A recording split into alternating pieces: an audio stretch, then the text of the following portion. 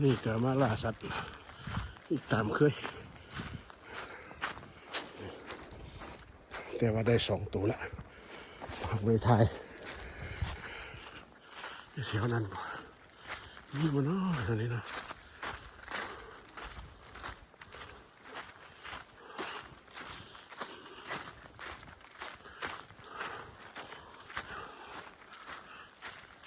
ธรรมดาแดดออกมันก็ต้องออกป่าไก่ป่า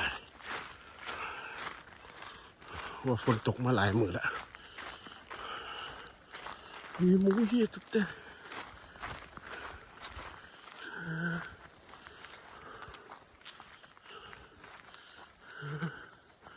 เงียบมีอย่างนี่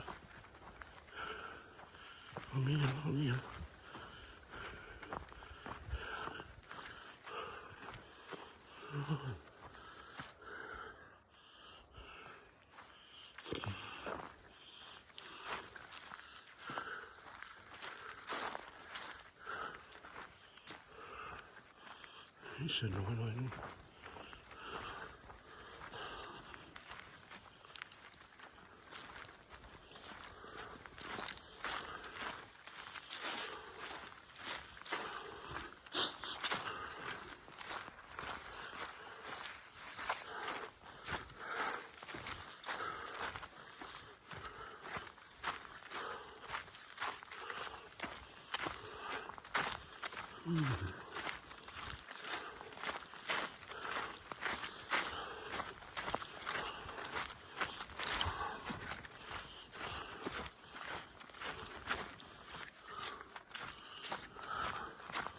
ทำงานจับต้นไม้กันนี่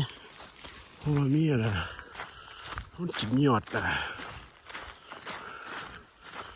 มันกินยอดอย่างเก่าเอิญยอดใหม่ที่สำหรับสิปงปีหน้านะ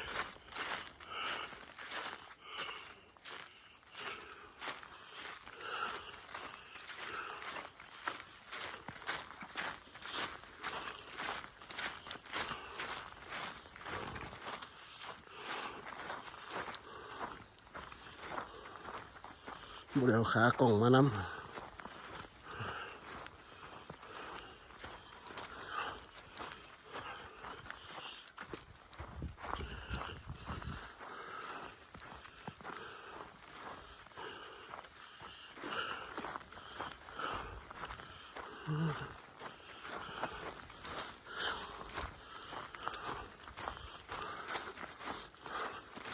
ได้2 ตัวแล้วทางได้เอากล้องตัวหนึ่งถ่ายไปเดี๋ยววางอยู่เลย2 ตัวเลยมาเลย2 ตัวแล้ว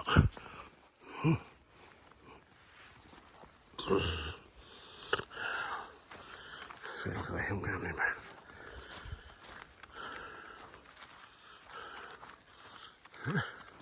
ติดตามส้มต่อไปพี่น้องมื้อนี้สรุปผลงานก็คือได้2 ตัวเนาะพี่น้องเลยได้2 ตัวสรุปผลได้2 ตัวกับเบอร์12แล้วเขาก็สิลกกว่านี่เดี๋ยวว่าลอกนางเอาเลย